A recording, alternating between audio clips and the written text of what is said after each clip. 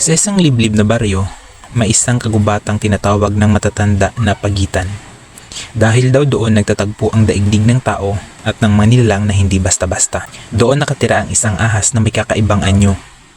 Taong ahas, kalahating tao, kalahating ilupong, na pinaniniwala ang tagapagbantay ng hangganan ng gubat. Ang pangalan niya ay Litaw. Si Litaw ay hindi masama, tahimik lang siya, mapagmasid, at bihirang pumunta sa mga tao. Pero may sumpa siyang pasan-pasan. Hindi pwedeng umibig sa isang mortal, sapagkat ang sinumang taong iibigin niya ay mawawala, parang usok na tinaboy ng hangin ng dapit hapon. Isang araw, may naligaw sa gubat na banyagang manlalakbay, si Eliseo. Isang binatang maputi ang balat. Dala ang maliit na aklat at isang lumang kupas na kumpas. Hindi niya kilala ang mga pamahiin. Hindi niya alam na bawal pumasok nang walang pahintulot sa kagubatan. Nahulog ito sa bangin.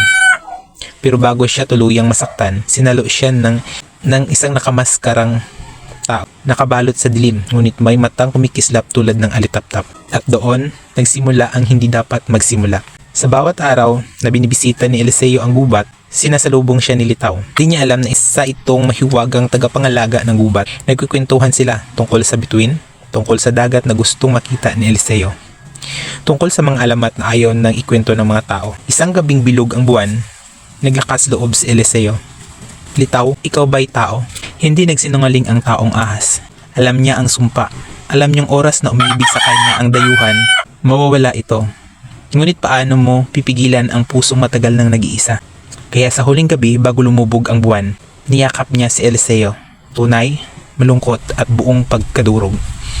Habang naglalaw sa mga bisig niya ang dayuhan, bumulong si Eliseo. Hindi ako natatakot sa anyo mo. Natakot ako na hindi mo ako piliin. At nang sumapit ang umaga, wala na ang dayuhan.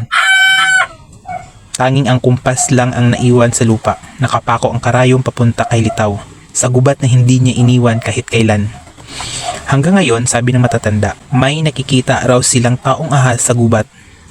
Palaging may hawak na lumang kumpas at kung minsan, ang bulong ng hangin dumadampi sa dahon. Hindi lahat ng pagkawala ay pagkalimot. Minsan, pag-ibig lang na ipinagbawal.